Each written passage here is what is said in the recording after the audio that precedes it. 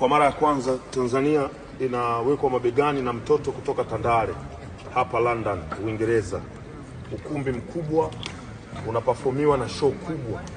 Mtoto wa nyumbani anakuja kukiwasha. Bige, hongera sana mzee wangu. Jamani, umepambana kutoka kuimba juu ya pool table, alikuwa anaimbaga juu ya pool table kutoka hapa pose. Omidi pose. Omidi pose. Jux huyu hapa. Hapa wanyama wote wameenea. You already know. Bwana, tuanzishe bendi basi Lukuga. Hatuwezi kuanzisha bendi. Tuweze kusema kwamba tuko tayari. We ready. Jamani Waswahili, mfike mapema. Tunajua sasa kwa kufika saa 6 saa 7. Hamtatukuta. Mapema, show za mapema saa 12 tulishaanza hapa.